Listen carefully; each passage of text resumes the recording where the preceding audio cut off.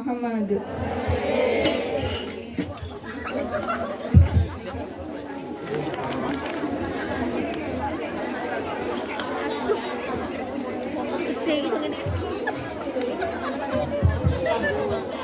Assalamualaikum warahmatullahi wabarakatuh.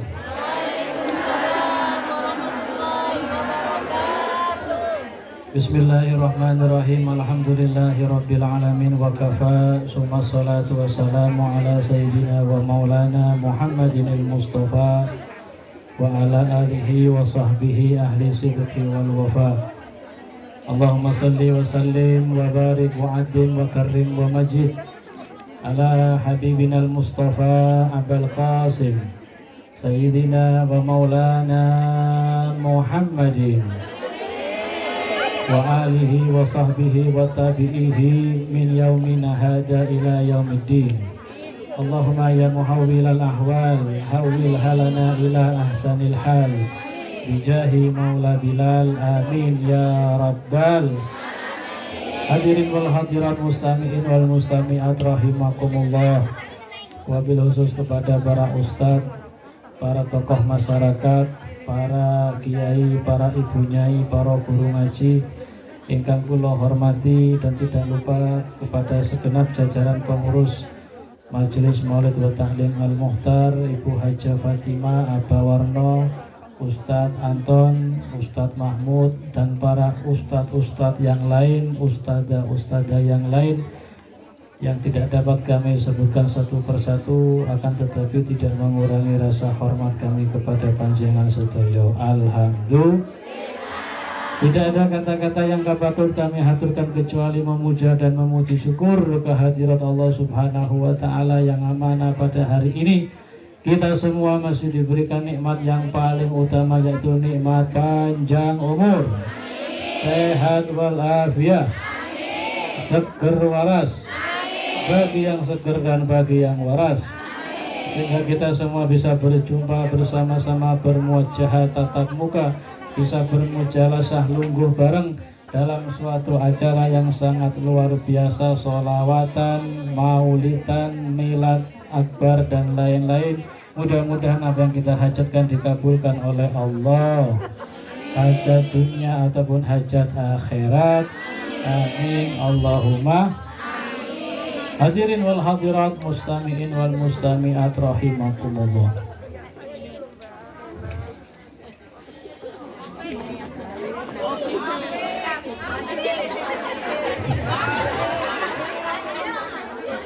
Sudah adem ya?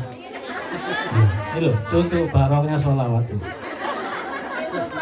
Tadi pertama panas, umat begutuk, sekarang bisa adem gara-gara barokahnya. Allahumma sholli ala Muhammad. Langsung saja sebagai sesi kedua, tapi agak sebentar. Tapi mudah-mudahan ngajinya barokah. Kita semua bisa istiqomah. Karena yang namanya istiqomah itu afdalu min alfil karomah. Istiqomah itu lebih afdol daripada 1000 karomah. Apakah itu karomah? Karomah artinya kemuliaan. Karomah itu adalah kejadian yang khariqil adat, kejadian yang luar biasa yang tidak bisa dinalar oleh akal, yang dialami oleh golongannya para wali-wali. Itu namanya karomah. Seperti Syekh Abdul Qadir Al-Jalani bisa terbang melihat ribuan santrinya. Itu karomah. Itu bukan mukjizat. Kalau mukjizat itu kejadian yang di luar nalar manusia, khariqil adat, yang dialami oleh para nabi, itu namanya mukjizat. Contoh, tongkat Nabi Musa bisa membelah segara. Tongkat Nabi Musa. Contoh, khotam Sulaiman, cincin Nabi Sulaiman bisa menghalau angin. Enak Bu kalau jenengan punya cincin Nabi Sulaiman, nggak usah pakai AC. Angin, come here. I'm coming. Itu cincin Nabi Sulaiman. Mukjizat Nabi Daud bisa membuat baju jira. Apa baju jira? Baju perang. Jadi baju besi dipuklek-puklek gitu, dibentuk jadi baju. Nggak usah pakai tukang las. Bisa melemeskan baju besi. Itu mukjizat Nabi Daud. Serta mempunyai suara yang sangat merdu indah. Saking merdunya suara Nabi Daud, sampai-sampai ketika ada daun yang jatuh dari ranting itu seakan-akan nggak ada gravitasi bumi, diam. Saking merdunya suara Nabi Daud. Makanya kalau biasanya tukang muadzin, tukang adzan itu tawasulnya kepada Nabi Daud. Tapi suara enak dan gak enaknya tergantung mic.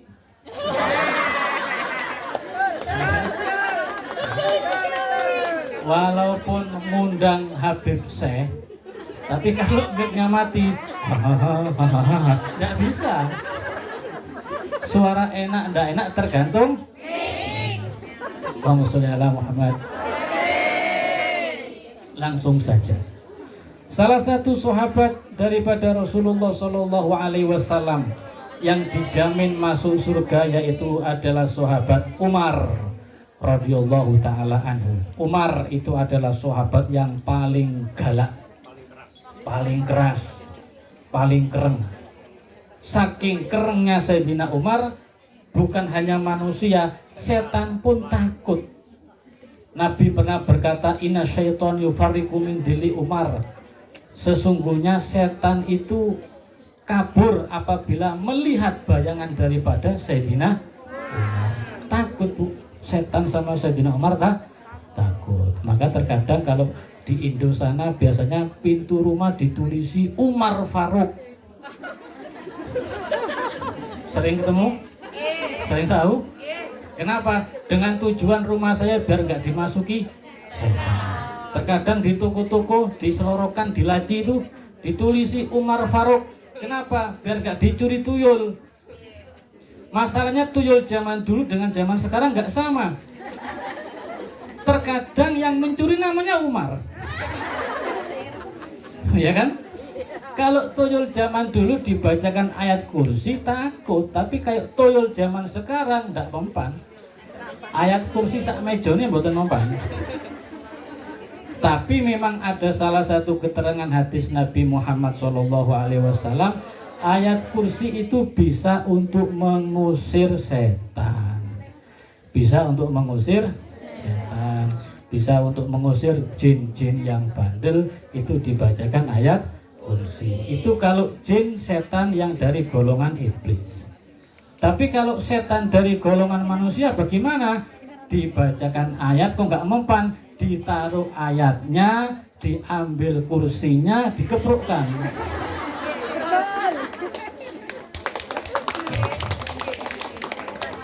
Direken doro awak iki Pak yo. Dikeploki doro awak iki Pak. Kalau setan takut sama ayat kursi. Tapi kalau manusia ayatnya ditaruh, kursinya diambil, dikeprukkan. Insyaallah mati. Allahumma sholli ala Muhammad. Sayyidina Umar radhiyallahu taala anhu pernah berkata, inna dzurriyyata syaiton, sesungguhnya dzurriat keturunan daripada setan, ai auladi iblis, yaitu anak-anak daripada iblis laknatullah alaih. Iblis wa ismuhu Azazil, iblis juga mempunyai kata nama selain iblis alias Azazil. Iblis itu namanya Azazil, santrinya Gusti Allah yang pertama, penghuni penguasa langit 7 sab 7 kem. Iblis santrinya Gusti Allah yang pertama, alim, ibadahnya ribuan tahun. Kalau dibanding dengan kita nggak ada apa-apanya ibadahnya iblis. Alim, ngaji ribuan tahun, ibadah ribuan tahun. Tapi kenapa kok dia diusir oleh Allah? Karena sombong. Karena sombong. Berarti kita tidak boleh sombong, dan kita tidak bisa untuk menyombongkan diri. Kenapa? Karena tubuh kita bumi. tubuh kita ini, lubang-lubang yang ada pada tubuh kita ini mengeluarkan sesuatu yang enggak baik. Mulai mata ngetokno ketek, kuping susu melek,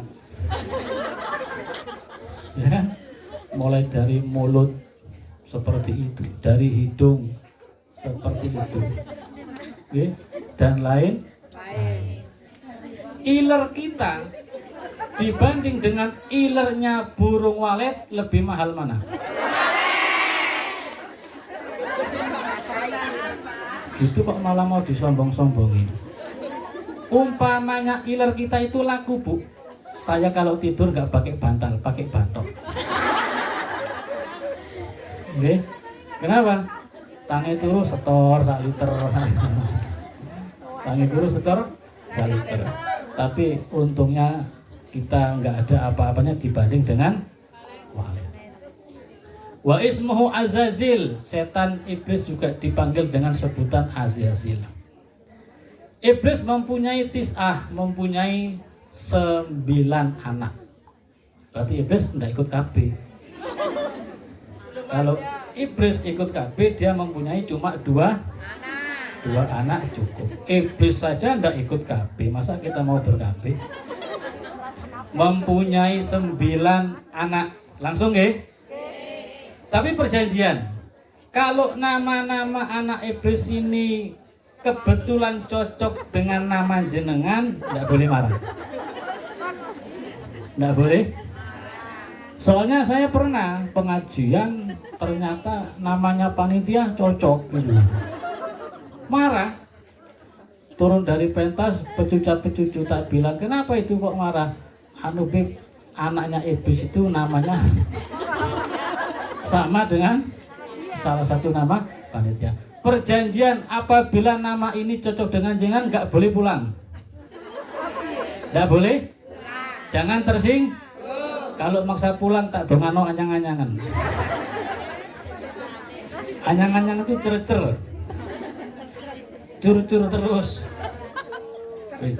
Yang pertama, mana tadi? Yang pertama, Zalitun. Ada yang cocok? Kalau Yutun ada? Yutun ada? Jumiatun. Oh bukan, Zalitun. Zalitun ini anaknya iblis yang barak, fahwa sohibul aswak. Zalitun ini kerjaannya ada di pasar, Bu. Di pasar dia itu. Bukan jaga parkir, bukan. Bayan sibu fiha royatahu, serta di pasar Zalitun ini menegakkan bendera-benderanya. Jadi kalau jenengan bisa melihat alam gaib, di pasar-pasar itu ada bendera tulisannya Zalitun.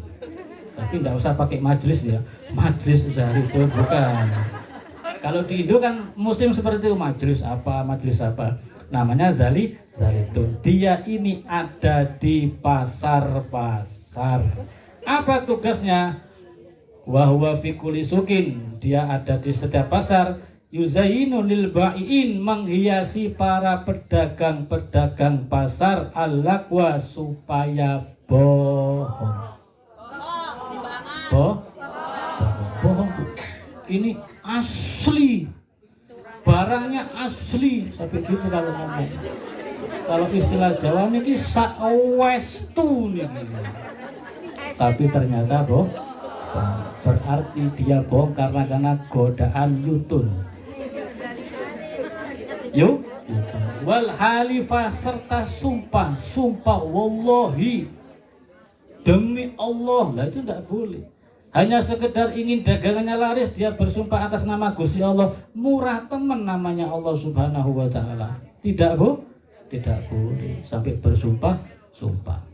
Dulu di zaman Sayyidut Tabi'in, pemimpin dari Tabi'in, ada yang namanya Imam Hasan Al-Basri. Imam Hasan Al-Basri ini santri langsung dari Sayyidina Ali bin Abi Thalib. Imam Hasan Al-Basri ini lagi manten anyar, kemanten baru. Dia jalan-jalan di pasar Basroh, Irak. Dia jalan-jalan sambil menggandeng pasangannya, kepingin membeli kain sutra. Kan ada tuku-tuku banyak itu kan. Toko yang pertama si penjual bersumpah-sumpah, wallahi ini kain bagus, wallahi ini kain asli, demi Allah ini kain paling bagus sedunia, seperti itu. Diparanin sama Imam Hasan Al Basri, gimana dik, gimana mas mau beli? Nggak usah beli di sini. Kenapa? Yang jual suka sumpah-sumpah. Masa gara-gara dagangan sampai bersumpah? Kita cari toko yang lain. Cari toko yang lain, dilalahnya ketemu toko yang lain. Dibelilah itu kain sutra, langsung pulang. Sudah mendapat 1 tahun kemudian, diajak lagi istrinya Imam Hasan Al Basri jalan-jalan. Pergi ke toko yang dulu, orang yang jual sambil bersumpah. Ternyata sekarang sudah nggak suka sumpah-sumpah. Diam sambil baca Quran, nggak suka sumpah. Akhirnya kan dalam hatinya Imam Hasan kan bertakon-takon, bertanya, diparani itu toko, mas dulu sampean jual kain di sini? Ya betul. Dulu jenengan kok suka sumpah-sumpah, membawa-bawa nama Gusti Allah, sekarang kok jenengan nggak suka sumpah-sumpah. Kenapa mas? Dijawab, dulu waktu itu aku punya istri cerewet. Kalau aku pulang nggak bawa uang, aku diomelin, kadang diserampang sandal. Lah terus alhamdulillah bojoku mati. Coba bu, kalau istri yang selewet mati, bukan innalillahi tapi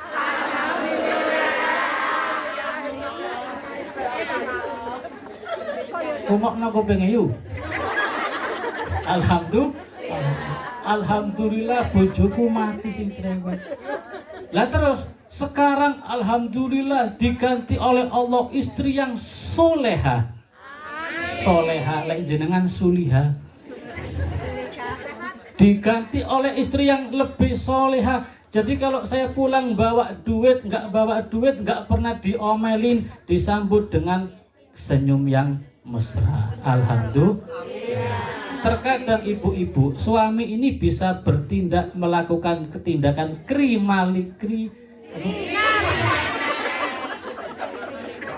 kriminalitas itu gara-gara dorongan dari istri. Makanya jangan ojo galak-galak.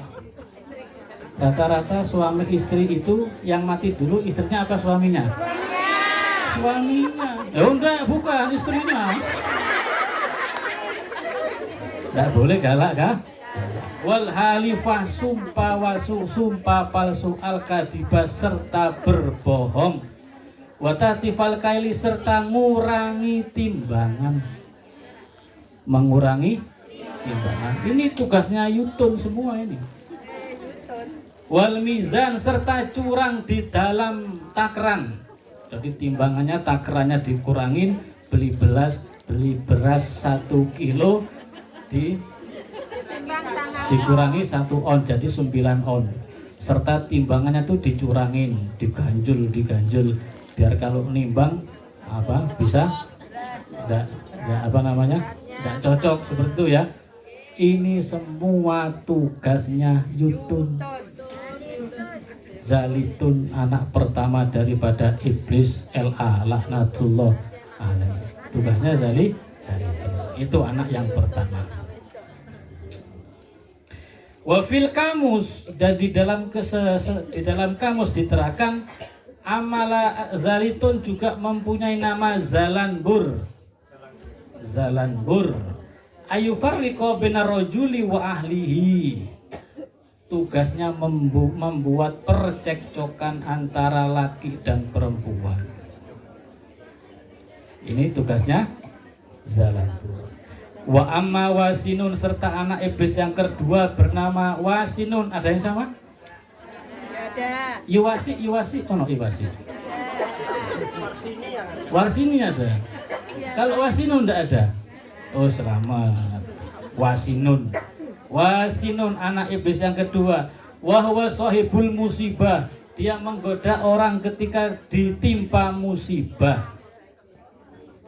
Bagaimana? fahuwa yuzayyinu siyaha wal lahma wal hududi wa nahwahu. Jadi kalau ada orang kena musibah, dia tuh dibisiki oleh wasinun. Tulu, kamu keluargamu, anakmu umpamanya kasih musibah, anaknya mati, meninggal. Tulu, anak kamu mati. Berarti Allah nggak sayang sama kamu.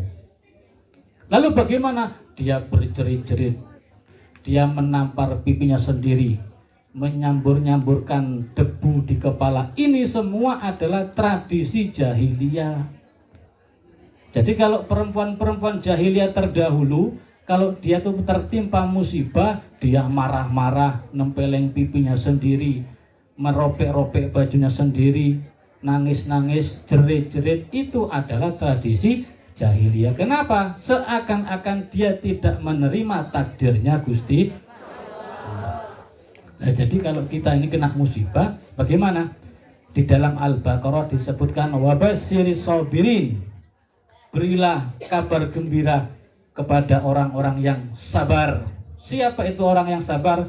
Alladzina idza asabathum musibah qalu inna lillahi wa inna ilaihi raji'un. Orang yang sabar adalah orang yang tertimpa musibah, dia mengatakan inna lillahi wa inna ilaihi raji'un. Ma huwa musibah? Apakah itu musibah? Apa itu musibah? Kecelakaan. Kecelakaan. Oh my god, kecelakaan di mana itu?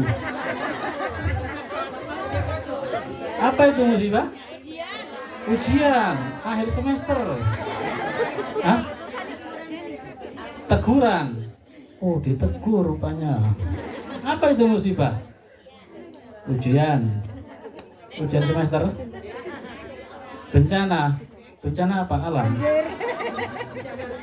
Apa itu musibah? Mahwal musibah. Apa itu musibah?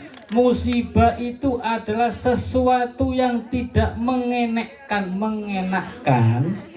Sesuatu yang tidak enak yang dialami oleh orang Islam, itu namanya musibah. Pokok kalau jenengan mendapatkan sesuatu yang enggak enak, itu namanya musibah. Tidak harus orang mati. Oh mati, innalillahi wa inna ilaihi raji'un. Tidak. Apa contoh musibah terendah? Nabi Muhammad memberikan contoh tali sepatu yang putus. Jadi jenengan pulang dari sini, tali sepatumu putus yuk. Itu namanya musibah. Kira-kira jenengan menghadapi tali sepatu yang putus, seneng apa mboten? Nah, tidak senangnya jenengan itulah yang dinamakan musibah. Apakah boleh menyebut innalillahi wa inna ilaihi raji'un? Boleh nggak? Boleh.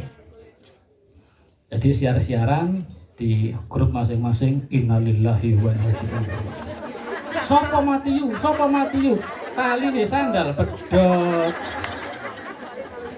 Boleh nggak? Boleh. Sekarang innalillahi ini seakan-akan dibuat orang yang,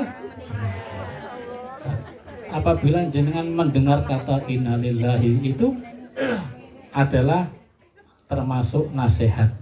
Nasihat. Kullu nafsin dha'iqatul maut, setiap yang bernyawa pasti akan merasakan mati. Bahkan kalau jenengan di Indo, itu yang tempat bawa mayat apa namanya? Keranda. Jenengan di rumah dengar innalillahi itu sebagai nasihat. Jenengan di rumah atau dimanapun ada keranda berjalan, ada orang mati, itu juga termasuk nasihat. Mungkin saya besok atau besok lusa, saya pasti masuk ke keranda tersebut. Keranda itu adalah kendaraan yang paling horor, Bu. Kendaraan yang paling ngeri. Siapapun orang masuk situ pasti mati. Siapapun orang yang masuk situ pasti, apakah itu pegawai negeri, apakah itu pejabat, presiden pun masuk situ pasti, apalagi Pak RT. Habib, pasti wong Malang ini. Malang kurang kompak. Muhammad sholli ala Muhammad. Itu Yang kedua, yang ketiga wa amma khofafun, anaknya iblis yang bernama Khofaf. Khofaf lah, bukan Khofifah lo ya, Khofaf.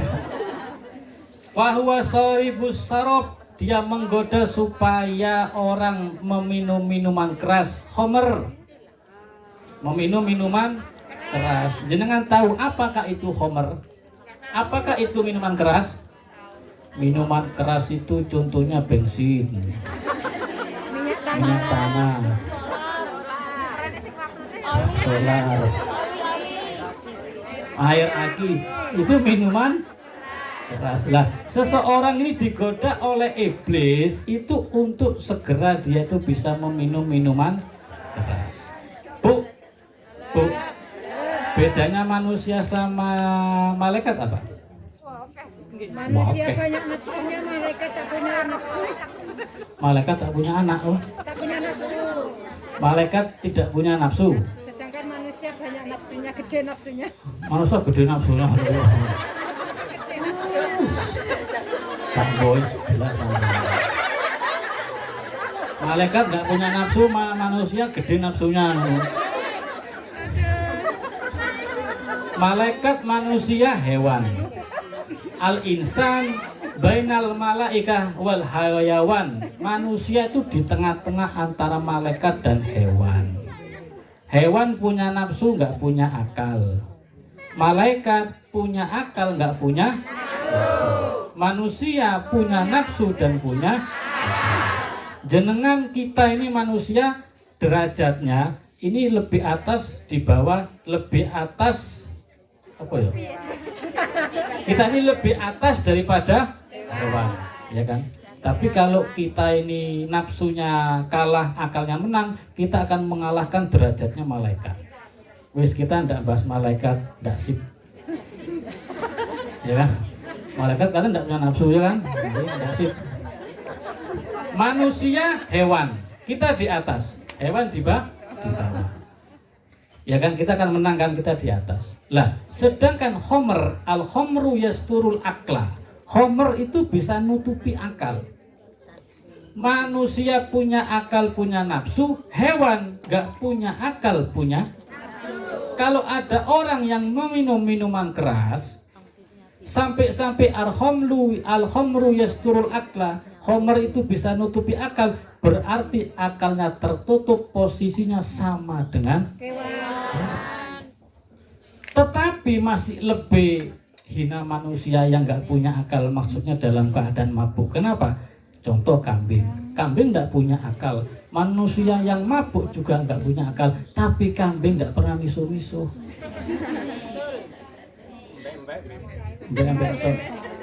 Tahu tak sampai ketok kambing? Juaran kantor lah. Gak tahu. Tapi kalau manusia yang sama-sama nggak punya akal, dalam keadaan mabuk, terkadang dia miso-miso. Sais ini kebun binatang keluar semua. Mulai tengu, semut, jangkrik, sampai dinosaurus disebut apa? Itulah jeleknya manusia yang dalam keadaan mabuk. Dan juga dikatakan Nabiullah Yahya alaihissalam yang mati ketika kepalanya dipotong, itu juga disebabkan pemimpin yang dalam keadaan mabuk. Jadi hati-hati dengan minum-minuman.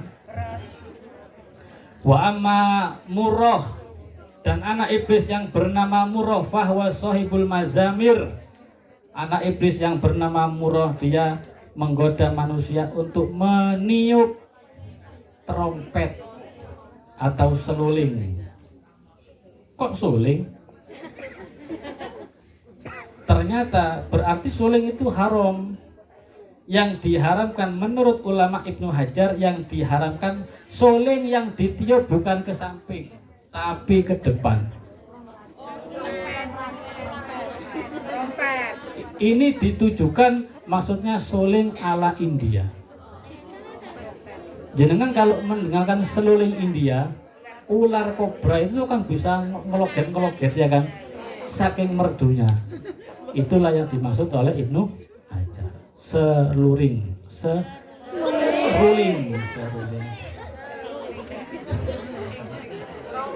Wa amma lakusun Ada yang bernama Lakusun? Bahwa Sohibul Majusi, anak iblis yang bernama Lakusun, dia itu spesialis menggoda kaum Majusi. Siapa kaum Majusi? Kalau sekarang disebut kaum Zoroaster, yaitu kaum penyembah api Majusi. Dulu kerajaan Persia berkuasa 1200 tahun. Ada kerajaan lagi bernama kerajaan Romawi, berkuasa 1400 tahun. Ini raja-raja besar, Bu, penguasa-penguasa dunia. Tapi ketika Nabi Muhammad SAW lahir, api yang disembah selama 120 tahun langsung padam ketika Nabi Muhammad SAW lahir. Dan kerajaan Persia, kerajaan Romawi yang sangat megah, itu dinding-dindingnya retak. Itu sudah menyebutkan bahwa kelahiran Nabi Muhammad akan meruntuhkan Romawi dan Persia. Sekarang negara apa Persia? Negara Iran. Tetangganya Irak. Itu negara Iran dulu menjadi kerajaan Persia, Majusi, penyembah-penyembah api. Saya teringat suatu kisah. Ada seorang Majusi namanya Bahram al-Majusi. Ini kisah yang sangat menarik. Diceritakan Bahram al-Majusi ini adalah seorang penyembah api. Dia punya anak wanita sekitar 7 orang. Cantik-cantik anaknya. Ya, cantik. Dia orang kaya, punya anak 7 orang perempuan semua. Saking kayanya anaknya nggak ada yang berani ngelamar, Bu. Minder. Saking kayanya anaknya nggak ada yang berani. Karena dia bukan orang beragama, cuma nyembah api, maka dengan akal yang tidak sehat dia menikahi ke-7 putrinya sendiri. Ya, agil.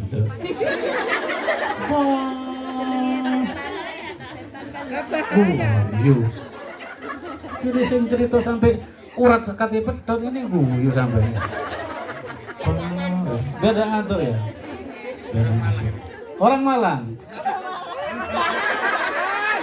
Namanya Titin. Titin. Paling ya Ponorogo. Ponorogo mana? Jawa Tengah. Oh ya. 7 anaknya ini dinikahi semua, Bu. Dinikahi semua. Berawal dari seorang ulama yang bermimpi namanya Abdullah ibn Mubarak. Dia bermimpi gini, dirawuhi Gusti Kanjeng Nabi. Di dalam mimpinya Rasulullah mengatakan, ya Abdullah, sampaikan salamku kepada Bahram al-Majusi. Dia bangun tidur, nggak mungkin, masa sih Kanjeng Nabi kirim salam kepada orang kafir, orang yang nyembah api, nggak mungkin. Dia tidur, akhirnya mimpi lagi. Didatangi Kanjeng Nabi lagi, Abdullah, sampaikan salamku kepada Bahram al-Majusi. Dia bangun, sudah 2 kali. Ini berarti mimpi yang hak, mimpi yang benar. Kalau jenengan mimpi bertemu dengan Rasulullah, itu mimpinya benar, Bu. Karena setan nggak bisa menyerupai Rasulullah. Tapi kalau sampean mimpinya seperti golongan ketemu sunan, ketemu wali, pakai jubah, jenggotnya putih, megang botol gitu, itu bisa jadi dari setan. Setan bisa menyerupai wali, tapi setan nggak bisa menyerupai nabi. Tapi kalau jenengan mimpi nabi, itu adalah hak, mimpi yang benar. Akhirnya si Abdullah bangun, ya Allah, 2 kali, berarti ini mimpinya benar. Saya akan cari siapa itu Bahram al-Majusi. Dicari, akhirnya ketemu. Diketoklah itu pintunya Bahram. Assalamualaikum.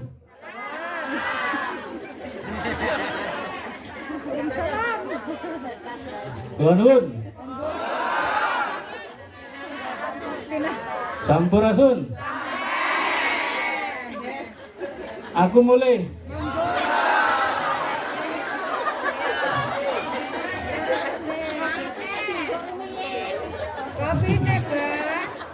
Bisa jawab juga ternyata. jadi ketok ya, tapi tidak pakai assalamualaikum. Lawang yang punya rumah ini Al-Majusi, penyembah api. Dicari, apa betul jenengan adalah Tuan Bahram Al-Majusi? Ya betul, sesuai nama saya Al-Majusi, aku adalah penyembah api. Boleh saya masuk? Boleh.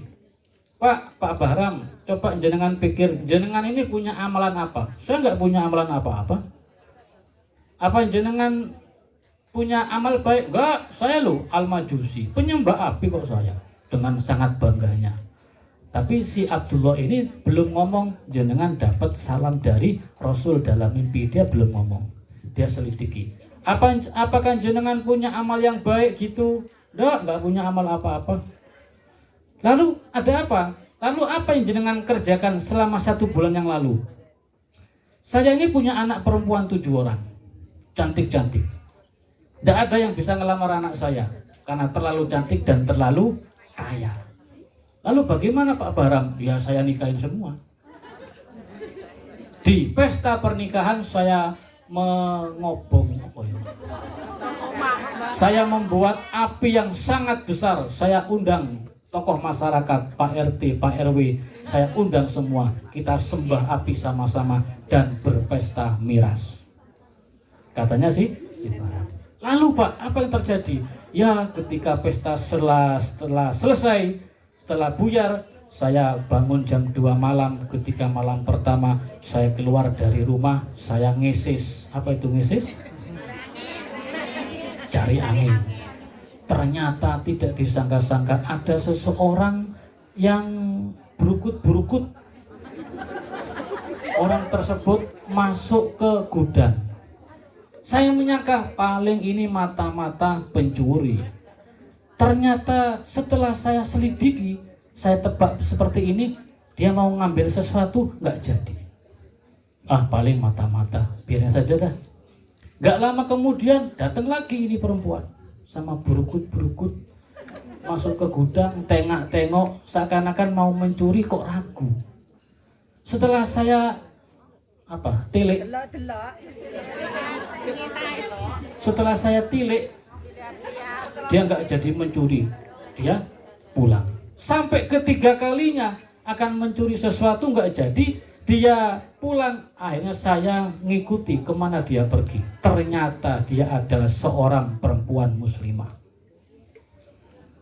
Dia mau mencuri, dia nggak berani. Dia pulang, ternyata rumahnya gubuk. Di situ ada anak yatim 3 nangis karena lapar. Dan si wanita berdoa, ya Allah, aku sangat butuh ya Allah. Tapi jangan kau hinakan ya Allah. Saya minta tolong kepada si kafir Bahram Al-Majusi. Seperti itu. Oh ternyata ini kasusnya ada wanita, anaknya 3 kecil-kecil belum makan, kelaparan. Dia mau mencuri di rumahnya Bahram Al-Majusi, tidak berani. Oh ternyata ini kasusnya lapar. Maka si Bahram ini langsung saya pulang, pergi ke gudang. Saya ambil becak, saya isi Indomie, Supermie, isi beras, endok bajul, saya isi minyak goreng, saya isi gas LPG, saya isi beras, gula, teh, kopi, sembarang kalir saya isi 1 becak. Lalu saya pancal itu becak dan saya pasrahkan kepada muslimah tersebut. Yumus, bukan muslimah. Yumus, apa? Ini loh bantuan dari saya. Sampai tidak usah melihat siapa yang membantu. Saya adalah orang kafir Al-Majusi, tapi saya membantu karena kemanusiaan, bukan karena agama. Ini buat jenengan semua. Sampai pesta pora. Alhamdulillah dibantu oleh seorang yang kafir Majusi. Akhirnya ketika mendengar cerita seperti itu, katanya Syekh Abdul bin Mubarak, oh pasti inilah yang menyebabkan kamu mendapat salam khusus dalam mimpi saya dari baginda Rasul Shallallahu Alaihi Wasallam. Emangnya ada apa? Saya bermimpi sampai 2 kali. Saya bermimpi berjumpa dengan Rasulullah. Rasulullah menitipkan salamnya kepada panjenengan. Gara-gara itulah dia langsung bersyahadat. Asyhadu an la ilaha illallah wa asyhadu anna Muhammadar Rasul. Masuk Islam gara-gara mimpi daripada Rasulullah Shallallahu Alaihi Wasallam. Nah, tadi jenengan kalau melihat sesuatu seperti ini, cerita seperti ini, ya ojo medit-medit, ojo medit. Lawang orang kafir saja loh mendapatkan hidayah gara-gara sahok loman. As-sahiyu loman dermawan. As-sahiyu qaribu minallah wa qaribu minan nas wa qaribu minal jannah wa ba'idu minan nar. Orang yang dermawan, orang yang loman, suka memberi, dekat dengan Allah, dekat dengan manusia, dekat dengan surga, jauh dari neraka. Makanya kalau jenengan dalam berteman-teman semacam ini, kalau punya teman yang medit, senang apa mboten? Medit, saking meditnya sampai puait. Itu kalau diambil darahnya tidak berwarna merah, hitam warnanya. Medit itu kalau dibuang ke alas tidak dimakan nyamuk itu. Nyamuk ora doyan karo wong sing medit. Yang selanjutnya al-a'war. Fahuwa syaitanu zina. Dia menggoda supaya terjadinya perzinahan. Wa amma masuti. Ada yang bernama masuti? Wa amma masutun. Masutun ini tugasnya fahuwa sahibul ahbar. Dia tugasnya menyebarkan berita-berita hoax, al-kadhibah yang bohong, berita-berita bohong. Hati-hati kalau jenengan dapat berita di WA, jangan gampang-gampang nge-share sebelum jenengan teliti ini berita betul atau tidak. Kalau sampai itu berita nggak betul, berita bohong, jenengan yang terlanjur mengeser berita tersebut akan kecipratan mendapatkan dosanya. Berita-berita bohong. Yulki hafi afainas, membuat manusia menjadi gaduh. Ini dikarenakan berita-berita bohong. Dan yang terakhir wa amma dasim hadir dasima. Jenengan kalau dulu senang lihat film di televisi sinetron, ada sinetron yang judulnya Nyai Dasima.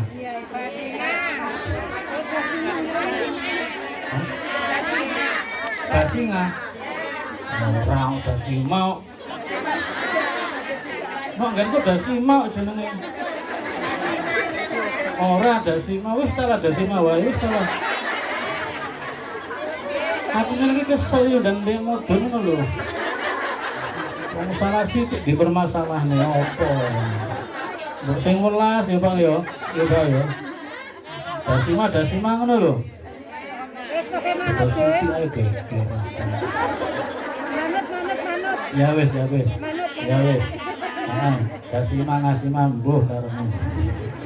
Wa amma dasimun, dan anak iblis yang menggoda yang bernama Dasimun.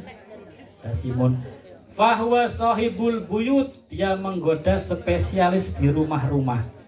Idza dakhala rajulu, dan ketika ada seorang laki yang masuk rumah, al-manzilah, ke dalam rumah, walam yusallim, dia tidak bersalam, tidak assalamualaikum, ala ahlihi, terhadap keluarga yang ada di rumah, wala yadhkur ismallahi ta'ala, dan dia tidak berzikir kepada Allah, au qafiha bainahum mana munazaah, maka dia akan digoda oleh Dasimun. Di dalam rumah tangganya ada munazaata, apa? Perselisihan. Jadi jenengan kalau punya suami, kalau masuk ke rumah suruh salam. Kalau ada si lelaki masuk ke rumah dia tidak mau bersalam, tidak assalamualaikum, dan dia tidak membaca zikir, tidak bismillahirrahmanirrahim lah atau apa dan zikir-zikir yang lain, dia maka ditututi oleh Dasimun. Ditututi oleh Dasimun. Sehingga di dalam rumah tangganya cekcok, hatta yaqa'at tolak, sehingga terjadi talak perceraian, wal khuluk dan gugatan cerai, wal darbu serta pemukulan KDRT, kekerasan di dalam yaitu ulahnya Dasimun itu. Memang Dasimun ini spesialis menggoda di dalam rumah tangga. Jadi kalau ada laki-laki yang masuk ke rumah, uluklah salam, bacalah bismillah supaya di dalam rumah tangganya selawat. Ai inna dasima fi asaril khisam bainaz zaujaini. Dan juga dasima ini adalah membuat percekcokan antara suami istri, yufarriqu bainahuma, sehingga terjadinya perpisahan.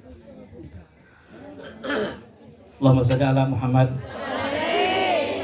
Jadi kalau ada orang ahli zikir, laki ataupun perempuan ahli zikir, dia masuk rumah baca bismillah, dia mau makan baca bismillah, itu bakal diselamatkan oleh Allah Subhanahu.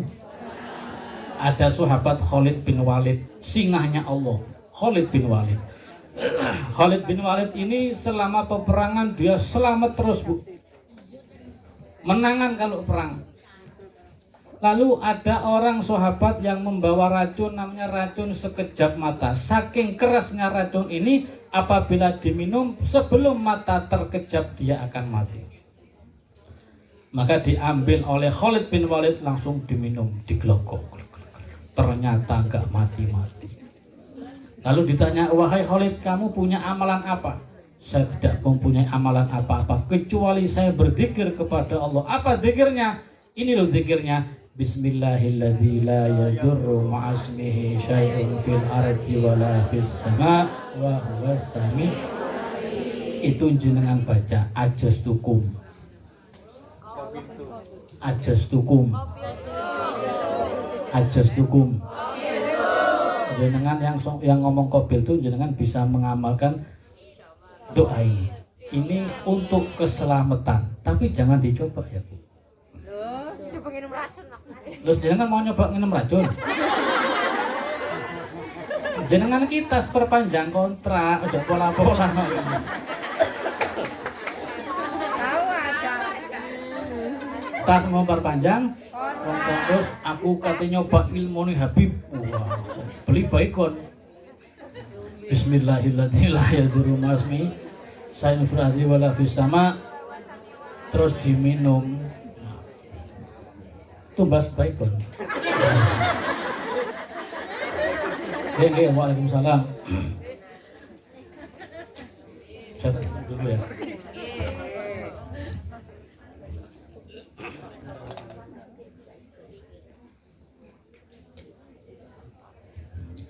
Allahumma sholli ala Muhammad.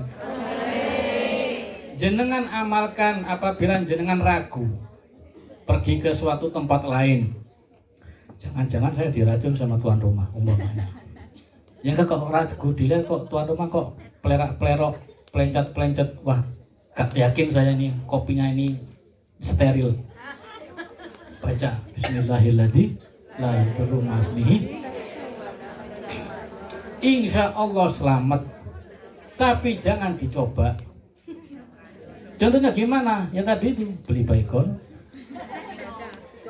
dibaca. Kalau jenengan yakin seperti keyakinan para nabi, selamat. Tapi kalau tidak begitu yakin, jangan coba. Gun, ini namanya dasimun. Jadi seseorang di dalam rumah tangga bisa cekcok itu memang ada masalah secara alamiah, ada ataupun ada memang permasalahan dari jenis non medis alias godaan setan yang bernama dasimun. Jadi kalau jenengan pulang ke Indo, suami jenengan kok tanpa ada angin moro-moro marah-marah terus, langsung mun dasimun sadaromun. Ya. Jenengan pulang ke Indo, loh bojoku kok ndak ada salah kok ngamuk, tiba-tiba ngamuk gitu, mun dasimun sadaromun gitu ya.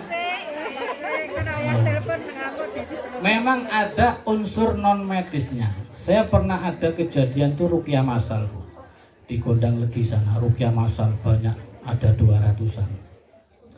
Ternyata ada yang kesurupan. Setelah kesurupan saya tanyai, kamu ini disuruh atau dikirim? Si jin menjawab, saya dikirim. Siapa yang mengirim? Dasimun. Ternyata yang mengirim sang mantan. Ya kan? Kenapa kok dikirim? Untuk apa? Kamu di mana di sini? Saya tinggal di rahim. Rahim tahu rahim? Rohim. Cak rohim itu loh. Tinggal di rahimnya wanita. Saya kan kaget, ngapain kamu di situ? Kamu ngapain di situ? Saya tinggal di rahim. Tugas kamu apa? Saya memakan air dari suami saya. Supaya apa? Supaya saya tidak hamil. Jadi memang seperti tidak bisa punya anak itu memang dari alami diri sendiri, memang dibikin oleh orang lain. Sengaja dikirim, dimasukkan jin di rahim, ketika dia berhubungan sama suaminya, spermanya nggak sampai masuk, dimakan oleh jin yang ada di rahim tersebut. Itulah jahatnya manusia. Dasimun, gimana kabarnya? Dasimun. Atau gangguan di dalam rumah tangga disebabkan dia kurang berzikir kepada Allah. Di suatu kesempatan ada reunian jin gemuk antar setan-setan, ya, antar setan-setan ini ketemu. Ada setan gemuk, ada setan kurus. Terus bersalaman, siapa kamu? Saya konco kamu yang dulu. Walah, kamu kok sekarang gemuk, itu gimana ceritanya? Apa kamu minum obat gatel? Enggak. Saya gemuk ini saya mendapatkan majikan yang enak. Majikanku ngene sip pokoknya. Katanya setan yang gemuk. Kenapa kok sip? Majikanku itu nggak suka baca bismillah. Jadi kalau majikanku itu makan, aku ikut makan. Jadi majikannya penak, Bu. Mudah-mudahan jenengan mendapatkan majikan yang penak. Amin. Gak pate wamin karpe. Majikanku penak, katanya setan yang gemuk. Apa penaknya? Kalau majikanku minum, aku ikut minum. Karena majikanku nggak suka baca bismillah. Kalau majikan makan, saya ikut makan. Majikan pakai baju, saya ikut pakai baju. Kalau pas majikan kikuk-kikuk, oh iya, saya ikut di situ gitu. Katanya setan yang gemuk. Tapi dia tidak nyebut alhamdulillah wis uripku penak marem. Aku oleh kontrak sing anyar iki majikane ngene. Dia balik bertanya, "Loh kamu kenapa kok kurus? Apakah kamu kena Covid?" Enggak. Aku enggak kena Covid, kebetulan majikanku itu enggak enak. Enggak sip majikanku. Kenapa? Dia orang yang ahli zikir. Kalau dia minum, dia baca bismillah, saya nggak bisa ikut minum. Kalau dia makan, dia baca bismillah, saya nggak bisa ikut. Kalau dia pakai baju, dia baca bismillah, nggak bisa pakai ikut. Kalau dia pulang masuk ke rumah, dia baca bismillah, aku domblong di teras, nggak bisa ikut masuk ke rumah. Kalau dia wik, dia baca bismillah, aku cuma ngiler ndelokno. Nggak ikut andil. Berarti kalau ada orang yang senang baca bismillah atau berzikir yang lain, minimal kalau mau makan, kalau ndak hafal doa makan, coba ibu-ibu hafal nggak doanya makan? Sebutkan.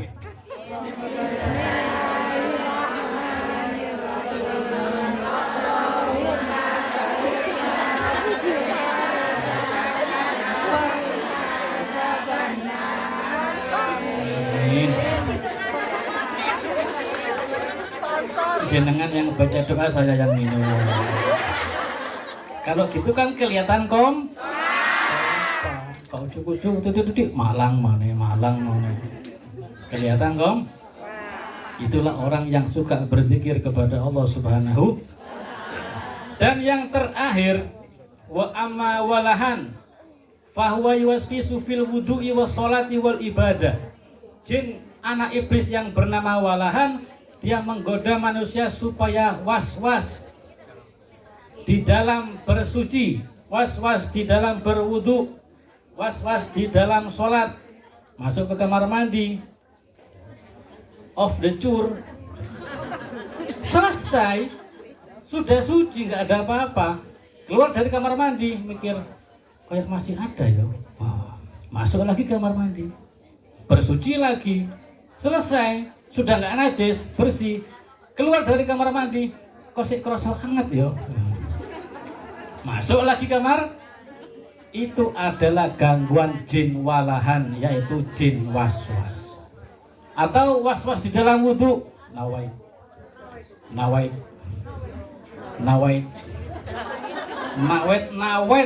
gak iso.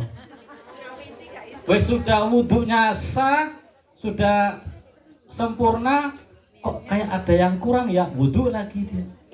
Sampai banyu sak jeding ngentek. Itu disebabkan jin yang bernama walahan. Atau sholat usolli Allahu Akbar. Si makmum ikut sik burung Allahu Akbar.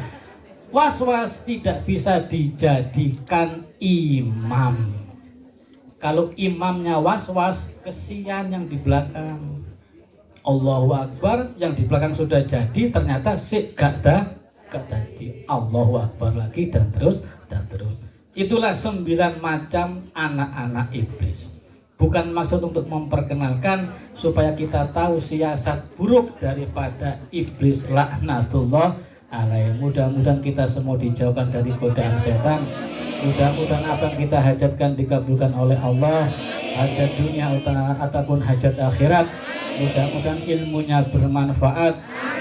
Mudah-mudahan ditambah rezeki yang halal, yang barokah, yang bermanfaat.